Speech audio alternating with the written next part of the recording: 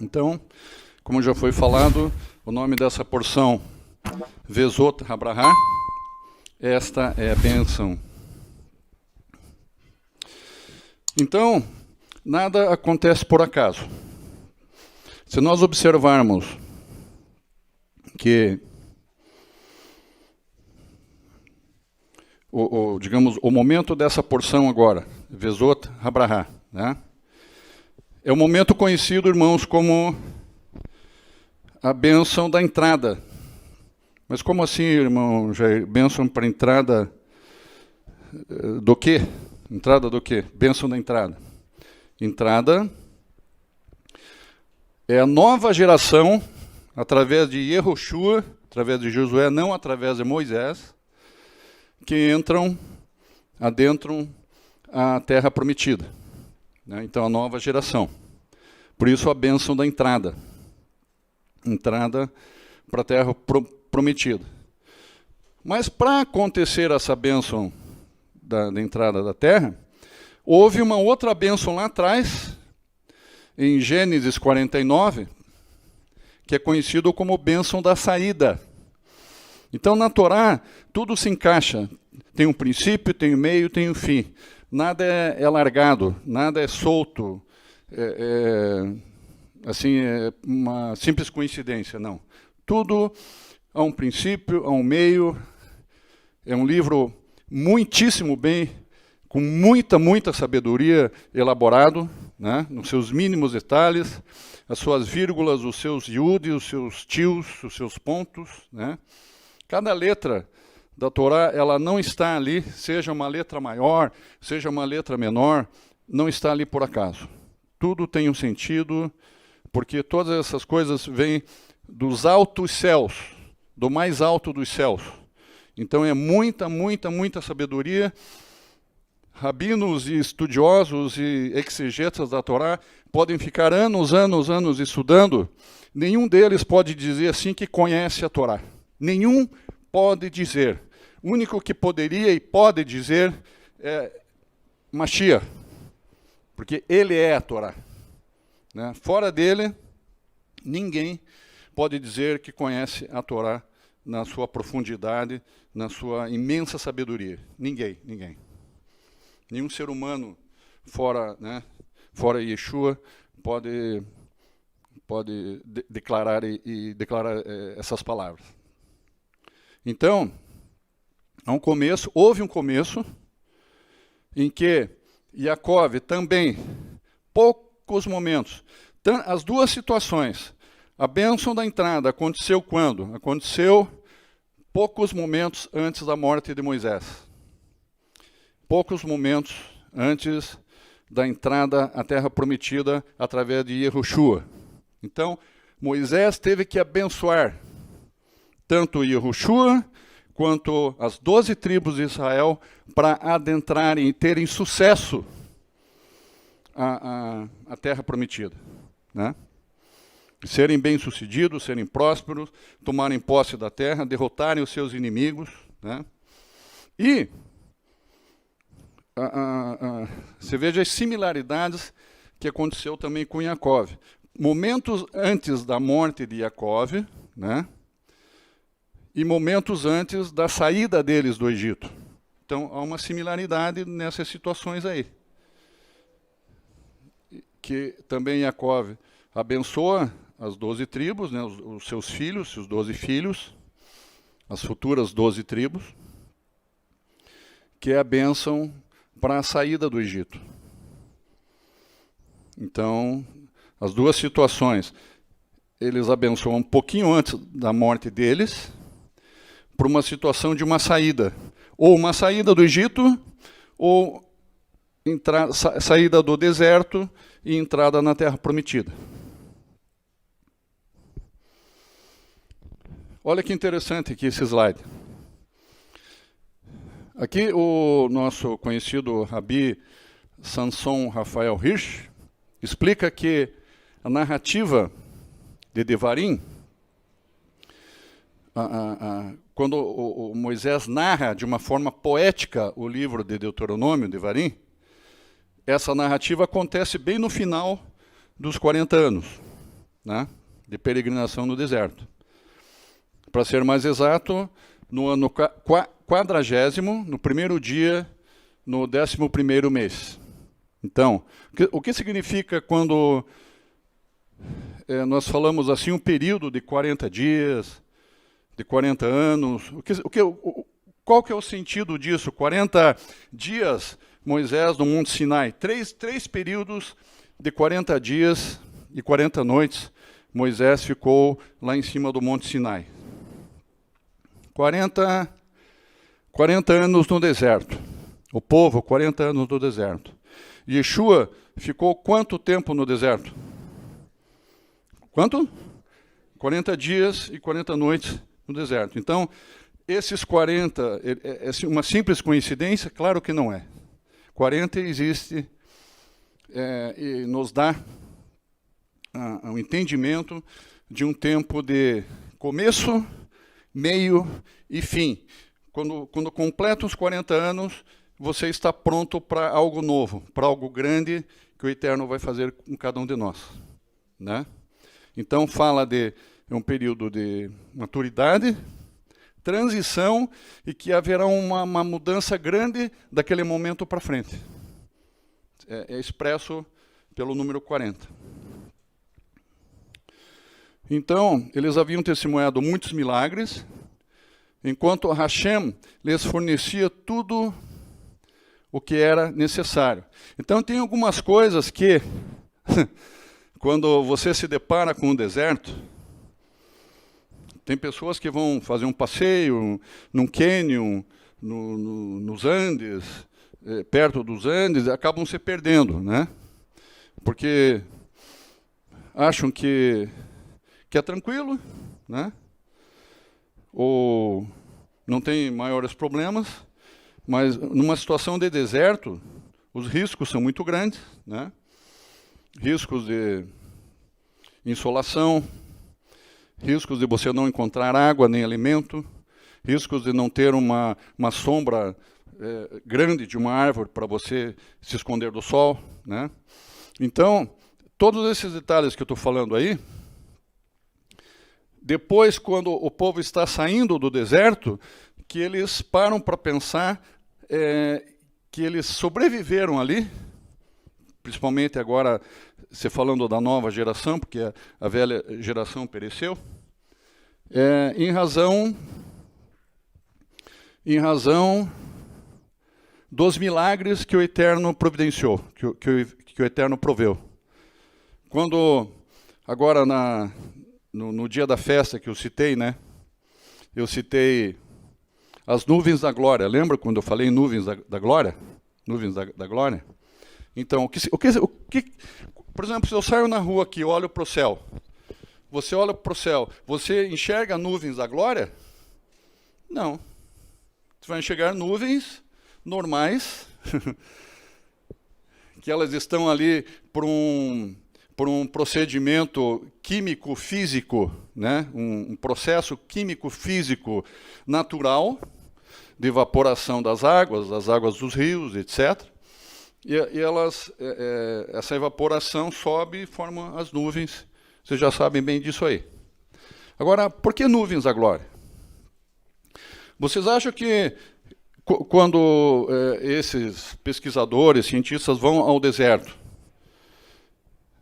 eles chegam no deserto e enxergam uma nuvem grandiosa de quilômetros de distância? Não. Geralmente eles enxergam um céu azul, conhecido como céu de brigadeiro, aquele céu praticamente sem nuvens ou com muito poucas nuvens, né? Aquele sol escaldante, né? O Saara, tem filmes do Saara que mostram muitas situações assim que a pessoa está exaurida, está por causa do reflexo do sol na areia.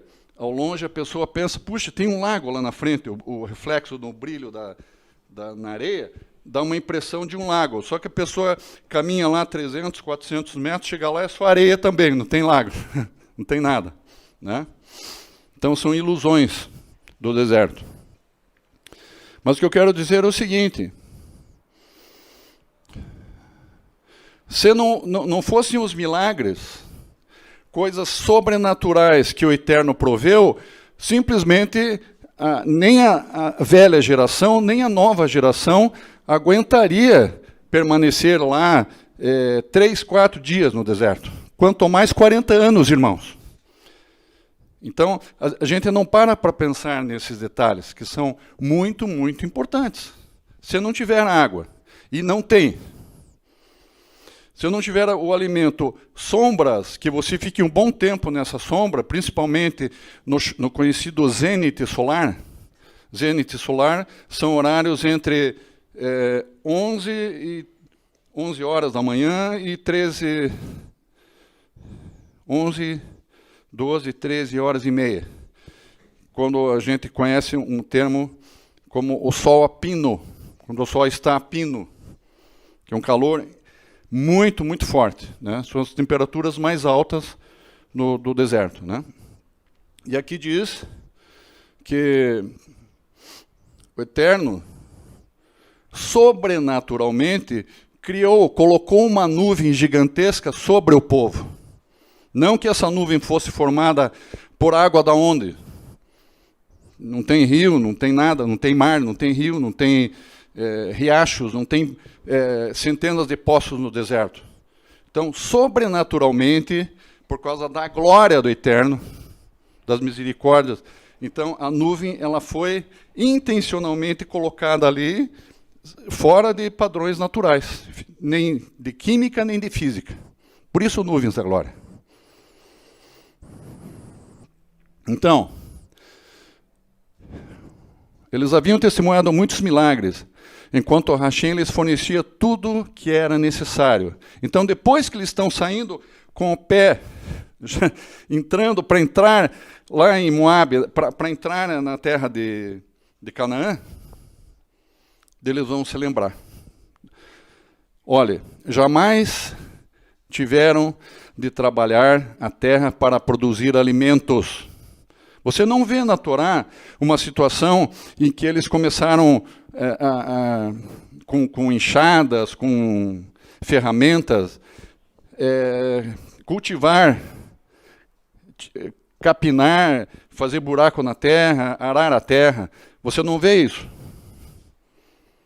Não tem na Torá essa descrição, essa explicativa, né? Por quê? Hashem lhes fornecia o maná diariamente. Então, são coisas sobrenaturais. A nuvem da glória, o maná, coisas totalmente sobrenaturais de Hashem. Por exemplo, o poço de Miriam jorrava água o tempo todo. Eu achei eu coloquei aqui porque eu achei muito, muito interessante essa questão aí de Miriam. A ligação, existe uma relação de Miriam com águas. Né? Eu peguei comentários rabínicos aqui, e de alguns sábios das Escrituras, achei muito interessante. Então, quando você veja, são idades fora do padrão. Né? Miriam, ao morrer, estava com 125 anos. Mas aí, quem que é Miriam? Você está falando Miriam, mãe de Yeshua? Miriam, irmã de Moisés.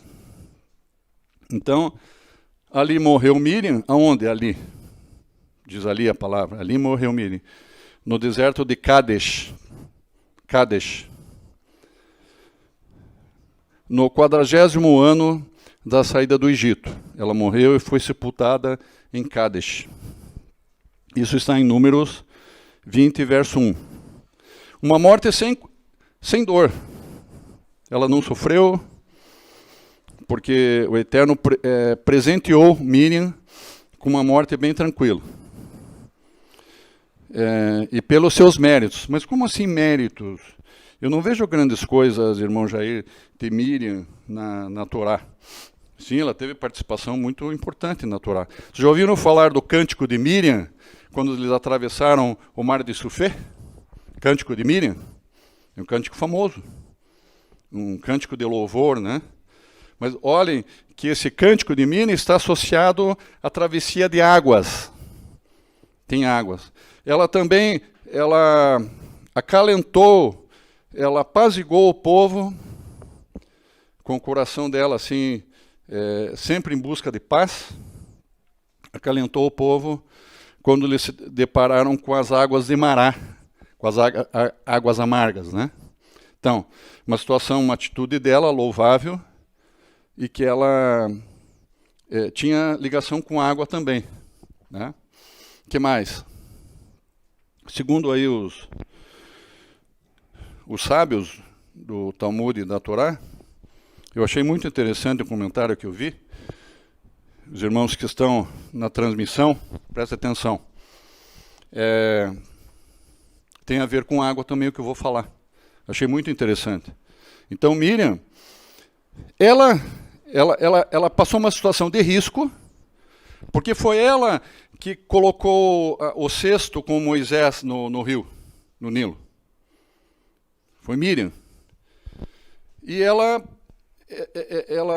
por amor a Moisés e os cuidados que ela tinha com ele, e pelo Eterno também, ela não simplesmente largou aquele cestinho com Moisés, o bebê Moisés, dentro dele. Ela ficou observando e ela foi mais perto, assim, meio que acompanhando o cesto até um determinado ponto, e ela corria risco dela ser vista pelos soldados lá do faraó, naquela situação ali, né? E daí todo aquele plano do Eterno da esposa, a mulher ali do faraó acolher Moisés, né? Talvez não desse certo. Então ela teve muita sutileza, muito feeling para cuidar dessa situação, para ela não ser vista, mas para ela não perder de vista também o cestinho com Moisés dentro. Ela correu um risco. Então, nós vemos assim, mas irmão Jair, o Eterno estava cuidando dessa situação. Só que o Eterno, para cuidar de situação, ele coloca pessoas para cuidar. Se essas pessoas, eu, você, o irmão, a irmã, se nós não fizermos a nossa parte, depois nós vamos pagar um preço. O Eterno vai cobrar isso da gente, né? Então ela foi uma serva usada e num momento, mas muito, muito forte ali. Por quê? Porque qual o significado do nome Moshe? Tirado das águas. Tirado das águas. E ela, por causa do cuidado que ela teve, isso aconteceu. Hashem cuidou? Sim, mas Hashem usou Miriam. Então, por causa desse amor, desse zelo dela, tanto com o Eterno quanto com Moshe, ela ficou associada à questão da provisão de água. Nos 40 anos no deserto, ela tem uma correlação com o mantimento de água, com todo o povo no deserto. Principalmente começando por Moisés, porque Moisés foi tirado das águas. Ela, como irmã de Moisés, vocês estão entendendo? Estão acompanhando o raciocínio? Olha aqui o comentário dos rabinos que diz: logo após a sua morte, a Torá diz assim: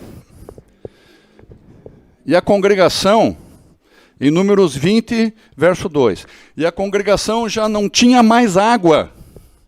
Então, até antes da morte dela, não voltava água.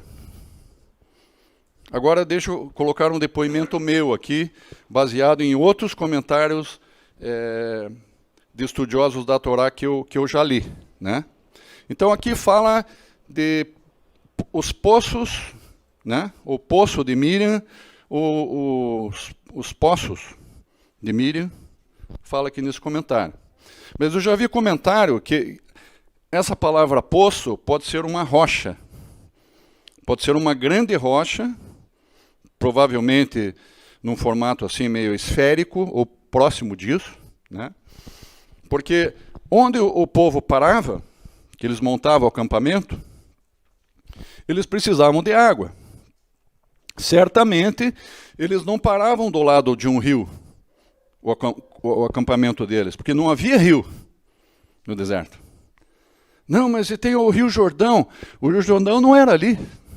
O Rio Jordão é lá na fronteira, né, quando eles estão para entrar em Israel. Né? Daí sim, daí existe o Rio Jordão, que eles têm que atravessar o Rio Jordão para adentrar na Terra Prometida. Mas antes disso não tem rio ali no deserto. Então, como que milhares de pessoas iriam beber água da onde? Em vários lugares diferentes. Né? Então, segundo esses estudiosos e sábios do Talmud e da Torá, eles, uns falam poço e uns falam uma grande rocha que acompanhava essa multidão. Parece coisa de... né? que eu estou falando. Mas faz muito sentido. Faz muito, uma grande rocha, que quando daí eles paravam para montar o acampamento, dessa rocha sairia a água para eles beberem, para toda aquela multidão beber. Né? Então diz aqui também, a fonte milagrosa que providenciaria água sem interrupção durante 40 anos, desaparece após a morte de Míriam. E vocês podem confirmar lá em Números 22. 20, versículo 2. Né? Que daí os hebreus, acabou a água.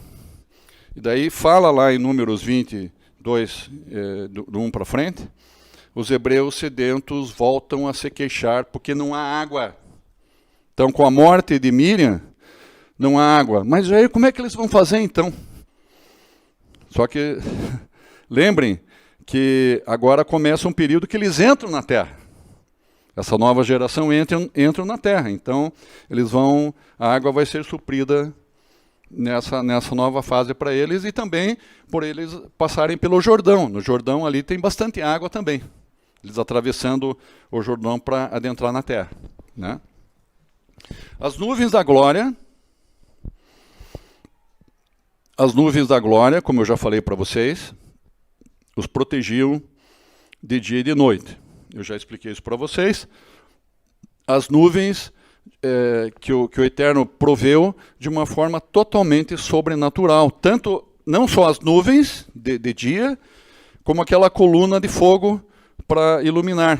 Você mas, irmão Jair, não precisava essa coluna de fogo, porque eles podiam usar tochas. Você não vai achar lugar nenhum da Torá que diz que os hebreus, ou o povo de Israel, os filhos de Israel, carregavam tochas ou acendiam tochas. Não, isso não tem na Torá. Vocês não vão achar isso. Mas o que iluminava de noite era essa coluna de fogo de uma forma sobrenatural que o Eterno proveu. Além da imensa, gigantesca nuvem, não era uma nuvenzinha dessas que se olha para o céu, uma nuvem que você olharia para cá, para o norte, sul, leste e oeste, e você não vê o azul do céu. É uma nuvem muito grande para cobrir da sombra para mais de 1 milhão de pessoas. É muita gente. Tem uma nuvem muito, muito grande. Outra coisa, as margens do Rio Jordão, os filhos de Israel esperavam para entrar na Terra Prometida. Então, eu acabei de falar nisso aí também. As margens do Rio Jordão, eles tinham um pouco atrás, com a morte de Miriam, estavam reclamando, pedindo água, estavam reclamando, se queixando de sede. Então, as margens do Rio Jordão, os filhos de Israel esperavam para entrar na terra. Então, eles tinham, daí de onde pegar essa água que eles estavam com sede. Né? Então, o Eterno nunca está, então, a Miriam morreu, agora se virem. Procurem água onde vocês quiserem. Não é bem assim, não. O Eterno sempre está cuidando e provendo.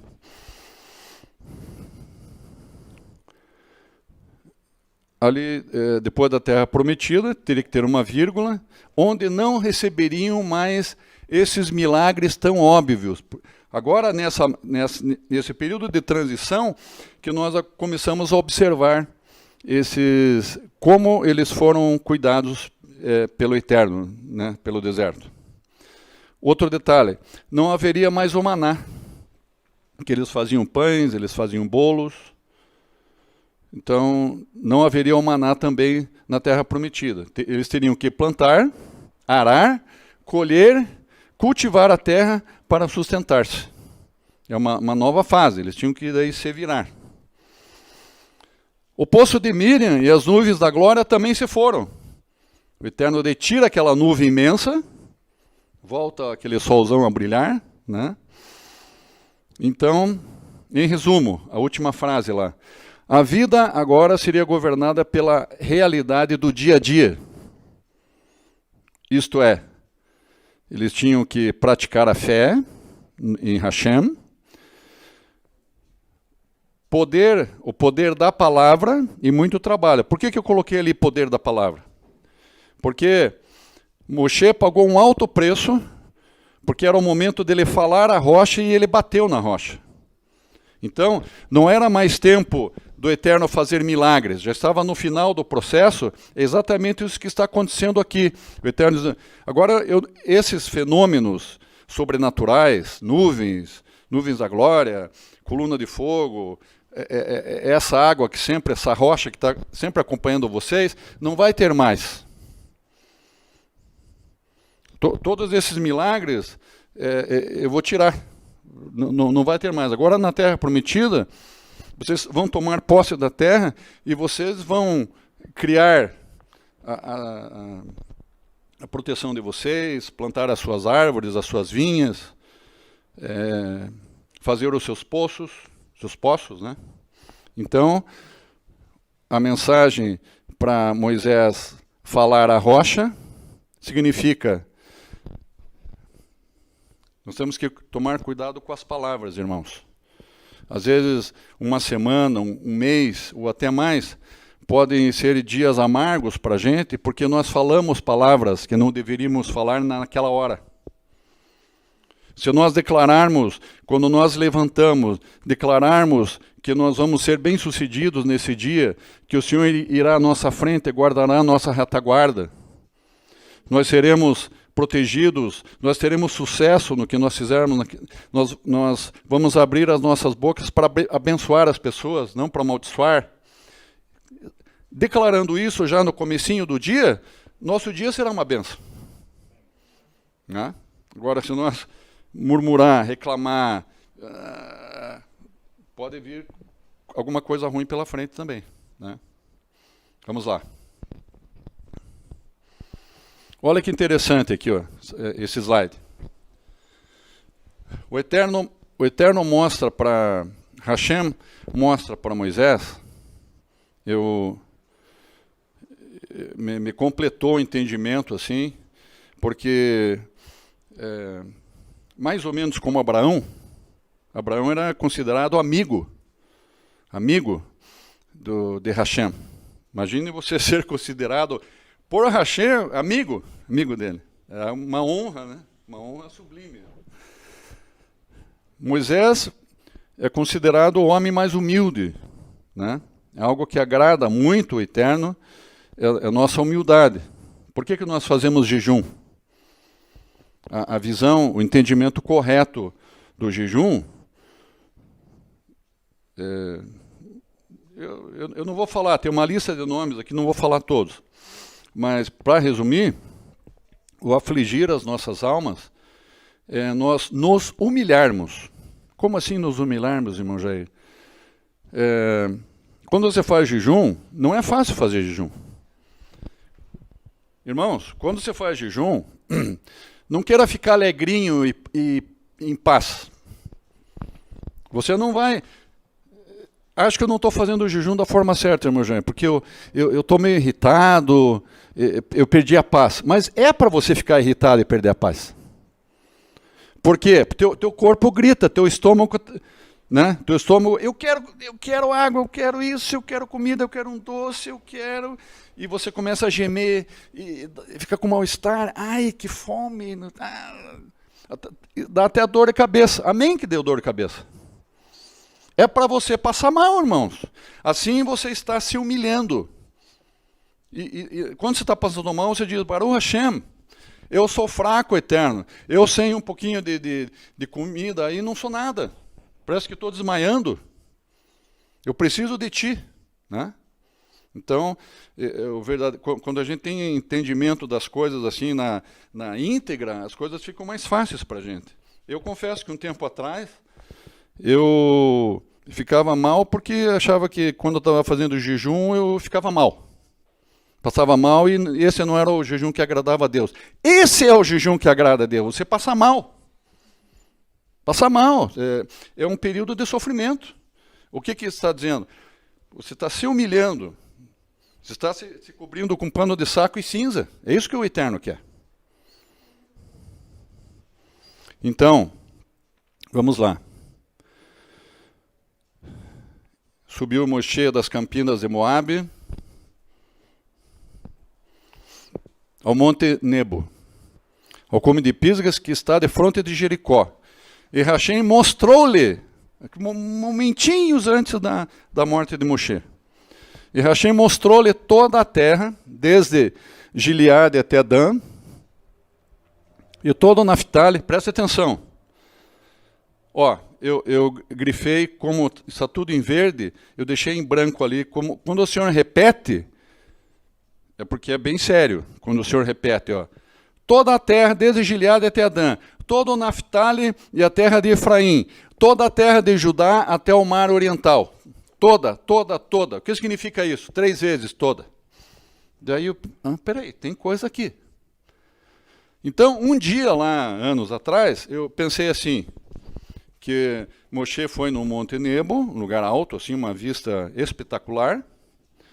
Por mais que Moshe tivesse vista boa, porque ele estava com 120 anos e ele estava bem saudável, ele não tinha problema de coração entupido, problema de diabetes, pulmão, meio pulmão ou um quarto de pulmão para respirar, cheio de coronavírus. O meu pulmão chegou a 50% de comprometimento. Mas aconteceu algo sobrenatural. As nuvens da glória do Eterno, o Eterno colocou ali, sai vírus, basta. Isso que o Eterno fez. Foi feito um tratamento com medicação? Foi feito. Se Hashem não dissesse para a doutora, vai lá e faz essa medicação, fala lá com o Jair e com a Estela, eles têm que aplicar essa medicação. Hashem conduziu tudo. E ele me livrou. Porque ele agiu sobrenaturalmente, irmãos. Baruch Hashem. Que medicação? Nada. Medicação não faz nada. Se a Hashem não ordena. Basta, agora vai ser feito assim e pronto. Baruch Hashem. Então, onde é que eu parei aqui? Tá. Daí eu percebi, agora eu comecei a entender. Então, veja bem, Hashem mostrou a Moisés, pelos nomes das tribos, toda a terra. Hashem não deu uma visão extraordinária do Mishkan e da Menorá e de todos os utensílios, a mesa dos pães da preposição, a arca para Moisés. Ele não deu essa visão detalhada para Moisés. Então ele deu toda a visão inteira, como se Moisés entrasse no Google Earth, Google Map lá, e viu detalhe por detalhe, todos os 4 cantos da terra de Israel. Hashem mostrou para Moisés, de uma forma sobrenatural. Essa que é a explicativa, irmãos. Toda a terra, toda a terra, toda a terra. E confirma lá embaixo quando ele fala de Zoar, que diz assim, ó, Hashem mostrou a Moisés, né, toda a terra prometida, assim que ele já soube de antemão onde estaria cada tribo futuramente, inclusive que a tribo de Dan iria conquistar um território do norte. Então, coisas futuras Hashem mostrou Isso é sobrenatural.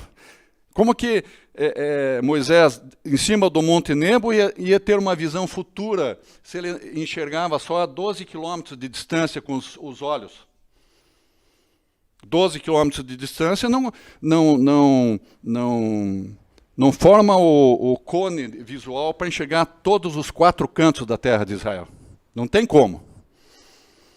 Então, é como Moshe pegasse assim, algo que está assim, fizesse assim para Moisés, e ampliou e detalhou os montes, as planícies, os vales de Israel. A parte litorânea mostrou tintim por tintim. Não faltou nada. Baruch Hashem. Então,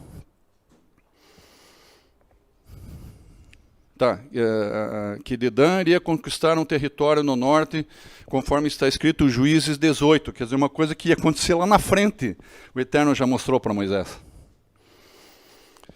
Deuteronômio 34:3. O Neguev é a campina do vale de Jericó, que é a continuação, né, da primeira parte lá.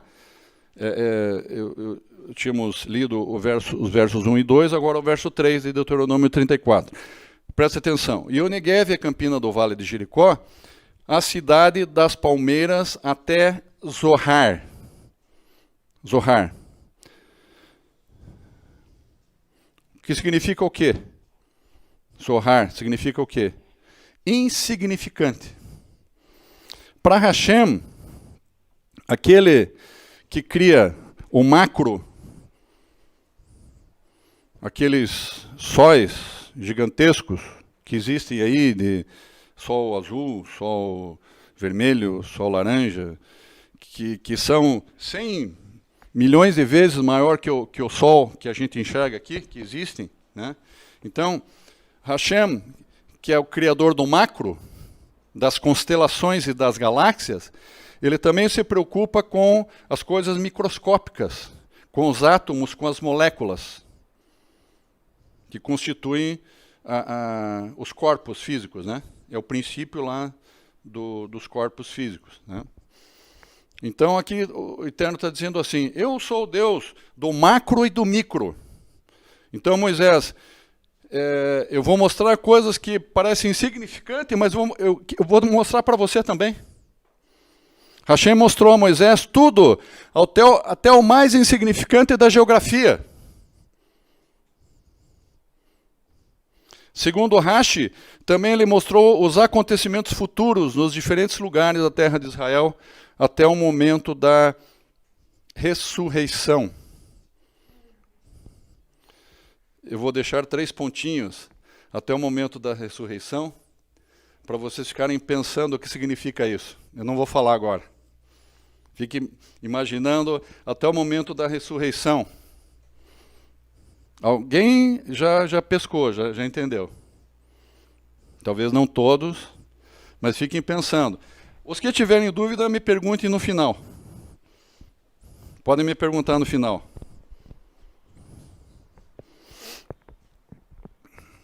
Tem 2 entendimentos. É profético, tem 2 entendimentos. É bem interessante, bem interessante. Onde se localiza o túmulo de Moisés? Vocês estão notando que eu não estou falando muito das tribos. Cada tribo recebeu a sua bênção, né, para a entrada na terra. Eu estou abordando mais sobre Moshe. Deuteronômio 34:6. Eu pus entre parênteses Hashem. Então, presta atenção aqui. Quem que sepultou Moisés? Moisés, eu já ouvi comentários, né, na internet, que Moshe ascendeu aos céus como Yeshua. Que ele ascendeu aos céus e ele não foi sepultado. Só que um comentário não é um comentário fidedigno, né? Eu li, mas não procede, né? Segundo a palavra, segundo a Torá, houve a morte de Moshe, com 120 anos, e ele foi sepultado, literalmente ele foi sepultado, não tenho dúvida disso, ele foi sepultado por um por uma pessoa bem... ele não foi sepultado por homens. Essa que é a diferença. Ele foi sepultado, sim, abaixo do solo, né? Só que, como ele não foi sepultado por homens, mas por Hashem, ninguém até hoje descobriu onde ele foi sepultado. Porque se alguém chega perto do túmulo, o Eterno coloca ele cega a vista e provoca engano. Se você está indo para o túmulo, ele faz... Você acha que está indo por aqui, mas você vai para cá. Ó. Ele é o Hashem. E por que, irmão Jair, Hashem não quer que alguém saiba onde é o túmulo? Não seria interessante até para a história de Israel saberem onde é o túmulo de Moshe? Por quê? Qual a razão disso? O que está por trás disso? Então, duas coisas muito importantes nós vimos hoje. Moshe, ele não foi assunto aos céus como Yeshua, ele foi sepultado, né? Tem até em Judas um comentário muito interessante, e que ele realmente foi sepultado pelo Eterno. Mas o arcanjo Miguel, em Judas, verso 9, quando contendia com Satã e disputava a respeito do corpo de Moisés, não ousou pronunciar juízo de maldição contra ele, mas simplesmente o anjo Gabriel disse para Satã: Hashem te repreenda. Olha a classe, olha a classe, o estilo, o alto nível, em vez de, né, não ouse tocar em Moshe, não, aquela autoridade, aquela glória, né, do anjo ali, Hashem te repreenda. Classe, né? Classe de um anjo de Hashem. Né? Em Judas 9.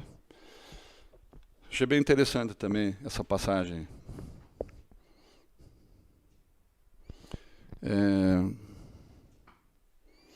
Ao não mostrar aos homens onde estava, isso que eu já falei para vocês, né? Só um complemento, mas iria dar lugar ao quê?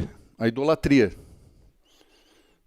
Irmãos, última vez que eu fui com a Estela para Jerusalém,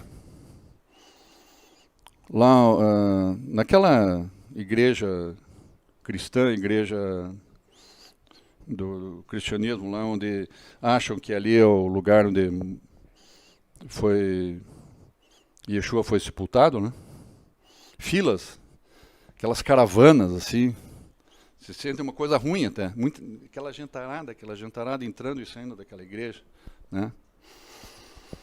Então, muitos, infelizmente, tornam assim, fazem uma idolatria para o próprio lugar, né? Então, fatalmente isso iria acontecer com a fama de Moisés, como a própria palavra diz que nunca existiu e nunca vai existir um profeta como Moisés, né? Então, simplesmente fariam uma torre, fariam um obelisco enorme, muitos iriam se perder, inclusive. Perder a salvação por causa disso. A idolatria, né? Então, essa que é o entendimento. Eu fiz questão de colocar aqui, achei muito interessante, né? Moshe foi sepultado, aqui diz que de fronte de Bet-peor. Moisés foi sepultado em frente ao lugar onde os filhos de Israel pecaram com as filhas de Moabe, conforme Números 25. Realmente não é no lugar, mas é de frente a esse lugar. Não foi localizado o túmulo dele, nas imediações ali, mas sabe-se que foi por causa da localização do território onde diz a palavra, né? Então, segundo os sábios, os comentaristas, eles dizem que por causa dessa situação houve um perdão do pecado lá de Bet-peor, o pecado lá com as filhas dos Moabitas, né?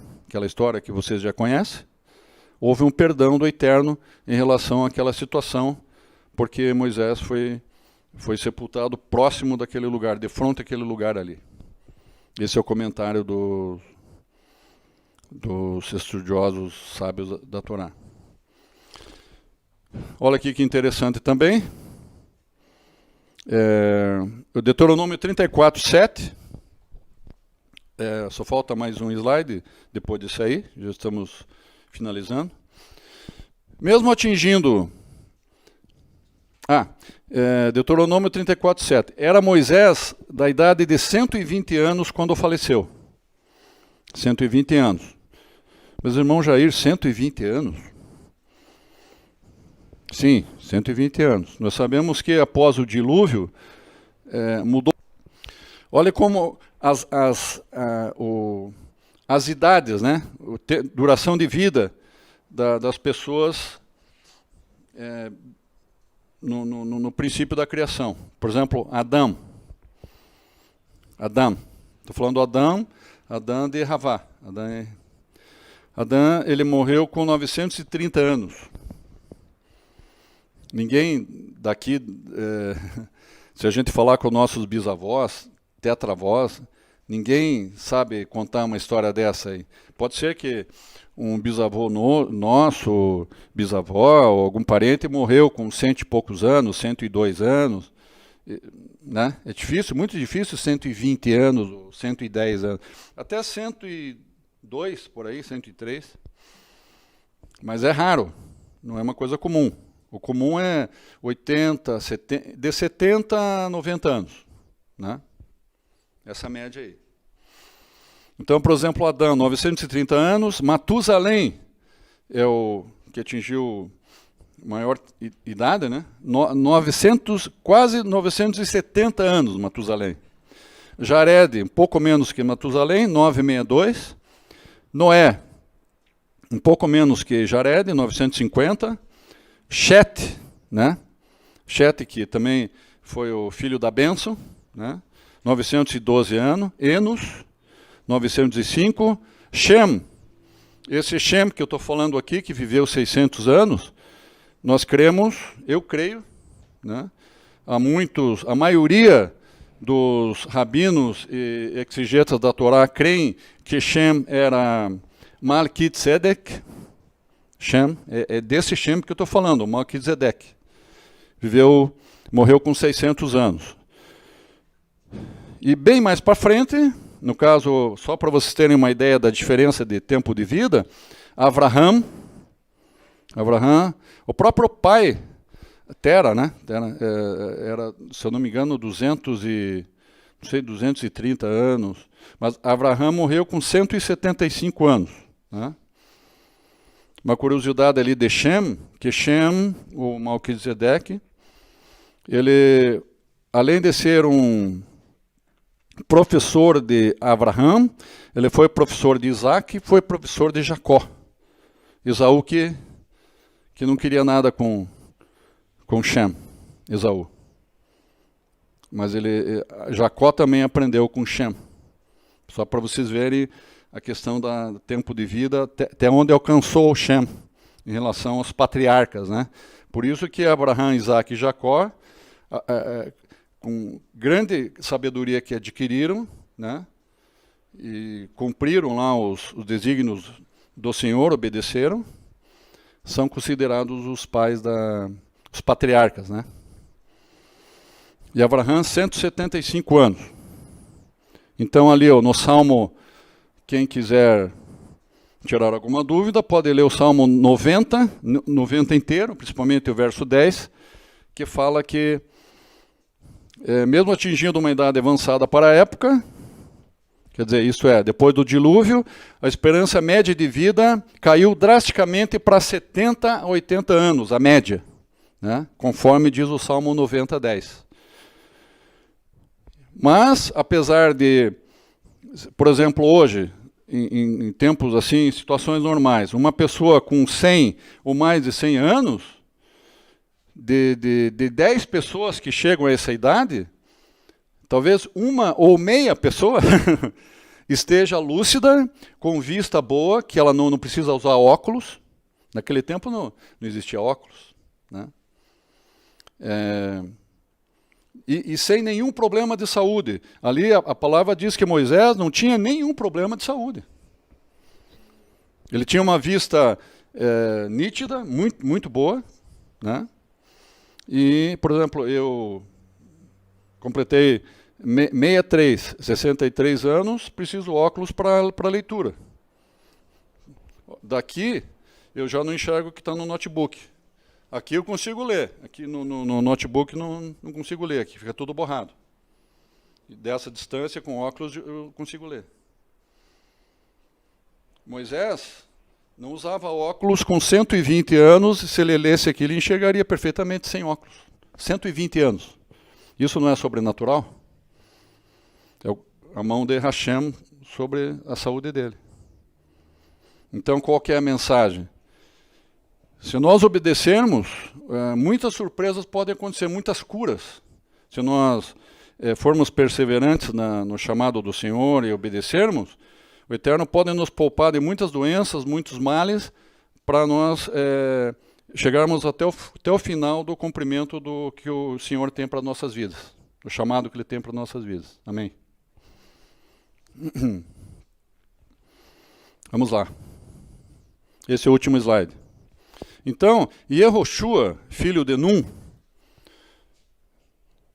eu deixei a parte final, a parte melhor para o final, porque envolve aqui o nome, esta é a bênção, né? Esta é a bênção que coincidiu a bênção que o nosso querido Bar Mitzvando, ele recebeu hoje. Filho de Nun, cheio do espírito de sabedoria, cheio do espírito de sabedoria, porquanto Moshe tinha transferido para ele, tinha posto as suas mãos sobre ele e transferiu a sabedoria que Hashem colocou em Moisés.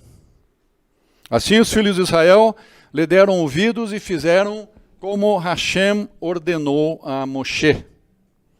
Então não pensem que simplesmente Josué deu um tchauzinho, Moshe, um abraço, tchau, bênção, agora eu vou sair pela tangente aqui e vou cumprir o meu papel. Não. Ele se submeteu, ele respeitou a autoridade de Moshe, ele se submeteu a Moshe. Hoje em dia, você vê uma pessoa mais velha falar com o jovem não, você não sabe mais nada da vida, o jovem fala assim. Você está desatualizado do mundo, o mundo mudou muito, então eu não quero, desculpe vovô, mas eu não quero muita conversa com o senhor, eu sei mais e vou seguir meu rumo sozinho. Muitos jovens pensam assim hoje, infelizmente. Não têm respeito e zelo às cãs. Irmão Jair, o que é cãs? Cãs é feminino de cão? Não é feminino de cão. Cãs é isso aqui, ó.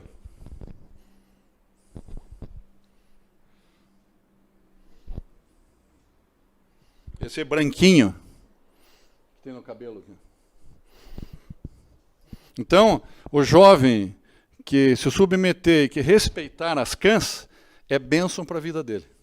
Porque isso é uma ordem do Eterno, né? Não é coisa de homens, é do Eterno. Então, como houve essa submissão, ele foi abençoado. E a sabedoria que estava em Moisés passou para ele. Que ele acatou, ele foi humilde e recebeu essa bênção, né? Então, a imposição de mãos tem dois princípios fundamentais, que aconteceu aqui hoje, Sidney e Antônio. Transmissão, transmite do pai para o filho. A transmissão e institui essa transmissão de bênçãos e poder e responsabilidade é instituído na outra pessoa, naquele momento. Então, quando Yehoshua foi instituído no seu ministério, também recebeu a transmissão do espírito de sabedoria que Moisés tinha, através do qual podia dirigir o povo. Imagine está a tua responsabilidade dirigir milhares, não 100. Aqui tem... Quantas pessoas tem aqui? 30? Um exemplo? Né? Imagine 100, 1000, 2000, milhares de pessoas sob tua responsabilidade. Não é fácil, irmão. Então tem que ter muita paciência, muita sabedoria para lidar com toda essa situação aí. Então, questão de transmissão que eu falei, né? E a palavra, qual o significado, se você colocar no Google lá, dicionário, o que significa a palavra barar, que é benção? Transmitir poder a alguém para ser bem-sucedido, próspero, útil e fecundo. Para você dar frutos no reino. Você ser um alimento que você gere frutos, que você fale e as vidas sejam transformadas. Né? Agora, finalizando aqui. Deuteronômio 34, 10 a 12. E nunca mais se levantou em Israel profeta algum como Moshe, a quem Hashem conhecera face a face, nem semelhante em todos os sinais e maravilhas que Hashem o enviou para fazer na terra do Egito, a Faraó e a todos os seus servos e a toda a sua terra, e em toda a mão forte, e em todo o espanto grande que operou Moisés aos olhos de todo o Israel. Né? Eu achei muito interessante aqui.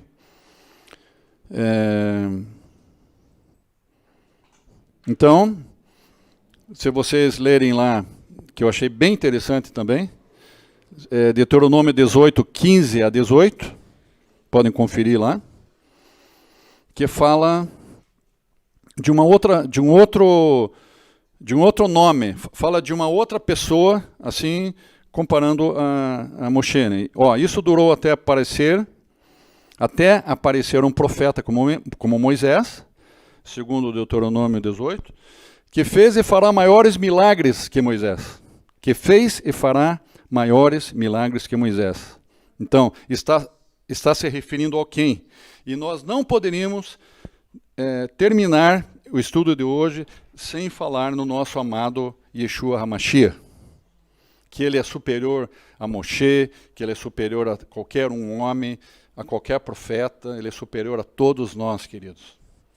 Não poderia terminar a Parashá, o estudo, as 54 porções do ano, sem citar nele, sem citar a pessoa dele. O seu nome é Yeshua, ele é o Messias. Toda honra, toda glória e todo poder a ele. Anunciado ao longo das Sagradas Escrituras, que haveria de morrer por Israel e regressar como rei conquistador, semelhante a Davi. Baruch Hashem. Baruch Hashem.